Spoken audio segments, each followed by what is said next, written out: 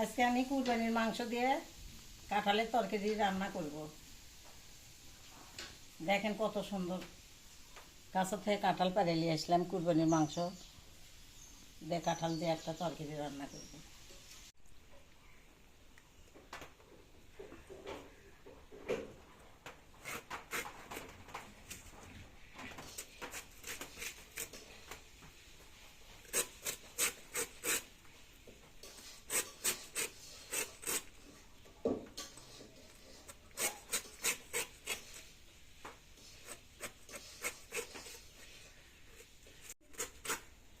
ছিলে নিব, দিয়ে পানির মধ্যে ভিজে দেবো। কাঁঠাল পানির মধ্যে দিলে হাতে আটা লাগে না।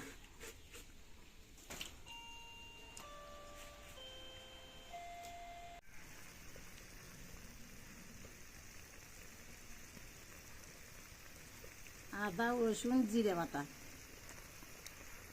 কাঁঠালের তরকারিতে একটু মশলা বেশি লাগে।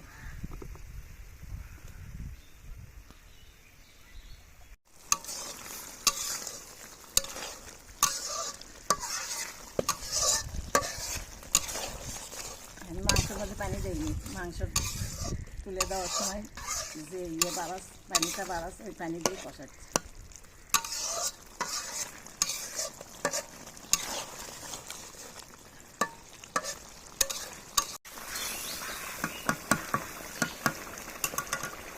একটু বাতাস বসছে।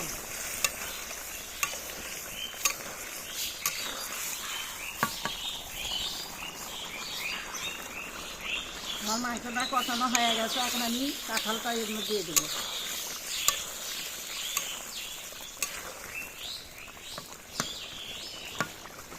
আমি মাংসের মধ্যে কাঁঠাল সেদ্ধটা দিয়ে দিলাম।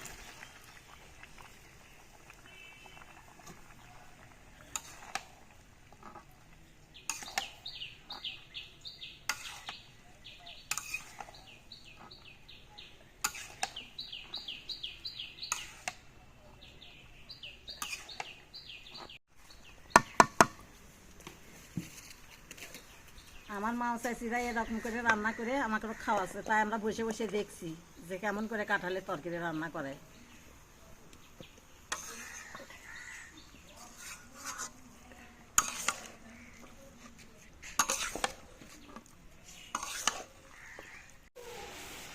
বৃষ্টি আসতেছে, এখানে এখন রান্না করা যাবে না। এখন এখন পাকের ঘরে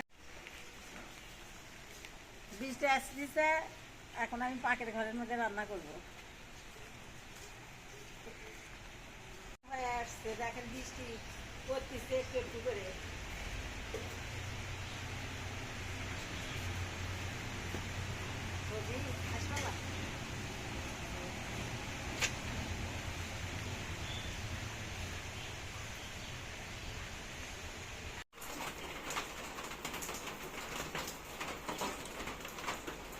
দেখেন আমি সমান সমান কাঁঠাল,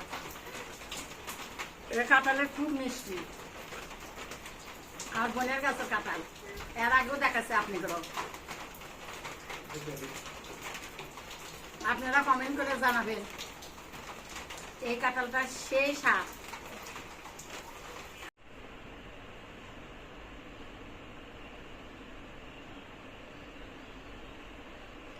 তো বন্ধুরা, আজকে আমাদের কাঁঠাল দিয়ে গরুর মাংস রান্না হয়ে গেছে। দেখুন, বৃষ্টির কারণে পুরো ভিডিওটা আপনাদের দেখাতে পারলাম না। আজকে ভিডিওটা যদি ভালো লেগে থাকে লাইক কমেন্ট শেয়ার করবেন। আল্লাহ হাফেজ।